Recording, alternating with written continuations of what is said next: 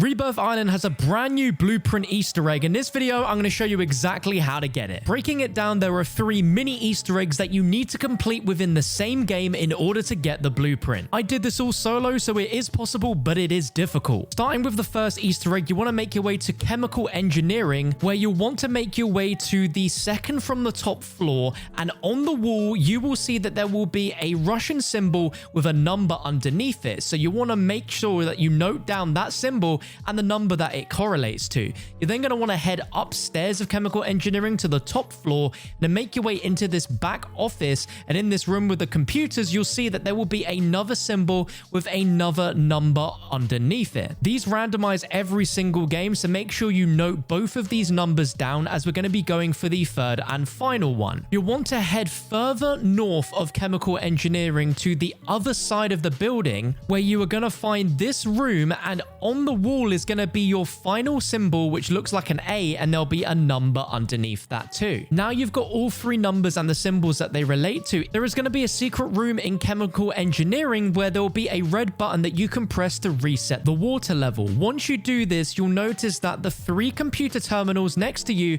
will now be activated alongside 3 orange water pumps, which have the same symbols that we found earlier with the same digital screens underneath that will all be at 0. What you need to do is match each of the symbols to the numbers that you found just now. And the way you do that is by going up to each of these 3 terminals and interacting with them to use them. Now, the trick here is that these terminals are a little bit of a puzzle, where one of the terminals might change 2 of the pumps with a single press, one of them might change all 3 pumps at once, and then one might just change one of the pumps. You're going to have to do some classic trial and error to work out which terminals affect what pumps and activate them all so that the numbers correlate to each of the symbols that you found. Now, if at any point you want to reset the order, you can just go ahead and activate the same water level button to reset them all to 0. That way you can try again all the way from the beginning with all of the pumps reset. Eventually, you'll start being able to work out which terminals you need to use at what order in order to get the 3 symbols to match with the numbers you found. Once all 3 symbols have the correct numbers, you'll see a prompt appear of pressure stabilized, and that is one of the 3 Easter eggs complete. The second Easter egg is going to take you over to the factory POI in Rebirth. You'll want to make your way to the main factory building on the first floor and make your way to the main staircase where you can see the number 1 on the wall. Behind this locked door under the staircase, there is a box that you can shoot, and it is going to reveal an ID badge item that you're going to want to pick up. Now, you need to make sure that you are not eliminated whilst you have this ID card, because if you drop it, then the Easter egg is over and you're going to have to attempt this in a future game. But we're going to be heading a little bit further north on the map in between harbor and chemical engineering. There is going to be one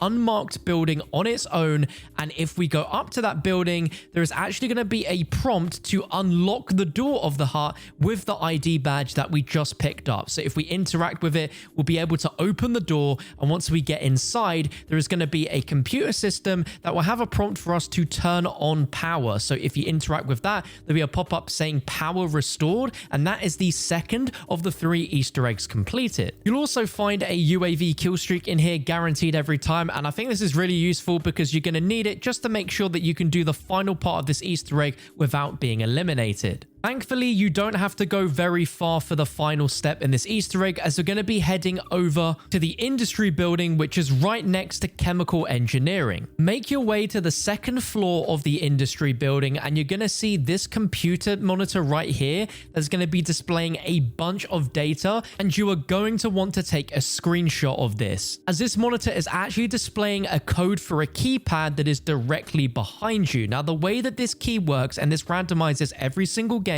is that this screen is showing you a code that you're going to need to input, starting with the highest value number and ending with the lowest value that you see. And visually, you can also tell the order based on how big the bars are in each of these rectangles. So starting at the very top, we have 95. So our code starts with 95. Then the second biggest number is 24. So it's going to be 9524. Then there is an 8, a 7, and then a 2. Again, your code will be different to mine, so just make sure you note it down. But then behind you is an access code keypad, and you literally just type in those numbers starting from the highest to lowest. So here we go, 95, 248742, and code decrypted should appear, and this glass cabinet should now reveal all 4 specialist vests for you to pick up. But right next to it should be a red button, and each of the Easter eggs that you've just completed counts as one of these green lights. So if you've completed all 3 in the video,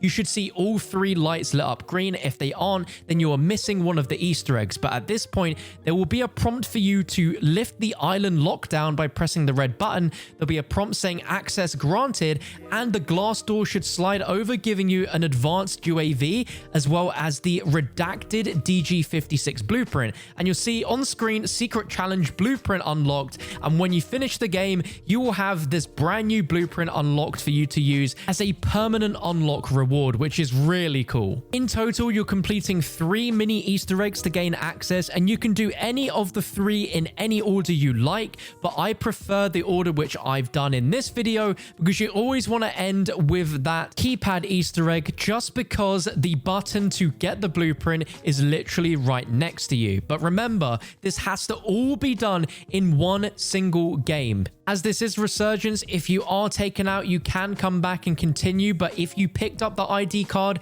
and you've dropped it by being eliminated, you cannot complete that Easter egg. You will have to attempt it all fresh in a brand new game. Taking a closer look at this redacted blueprint that we unlock, it has heavy Black Ops Cold War vibes. Given the history and nature of Rebirth Island, this thing is wrapped in a bunch of redacted Russian documents, and just with the way that the color is of the red and white, it really does scream a Black Ops Cold War vibe to me. And who knows, this could actually contain some sort of hints or teasers at some official documents that could be leading towards the storyline in Black Ops Gulf War, or somehow tying the lore of Black Ops along with whatever Makarov and Coney are doing in this slightly modernized version of Rebirth Island that still retains a ton of Cold War era history. I'd love to get your thoughts about this blueprint down below in the comment section, but I really hope that this guide helped you. And again, you can do this in solo or in duos, trios, or quads, but of course there's going to be a lot more players at any one time in one area, so honestly solo might be the easier way to do it, as there is a chance that there could be multiple teams now trying to jump on to do this Easter egg. And another word of warning as well, that anyone can complete any of those 3 Easter eggs at any point. So if you notice that some of the lights are lighting up in the room and you haven't done any of these Easter eggs, then someone else in the game is doing it, and there is a chance that you might be able to complete one of the remaining Easter eggs to unlock and get the blueprint before the other team does, because there is only blueprint in the map. So if one player picks it up, they can drop it, give it to their friends, and they can unlock it as well. But once they've got it, that's it.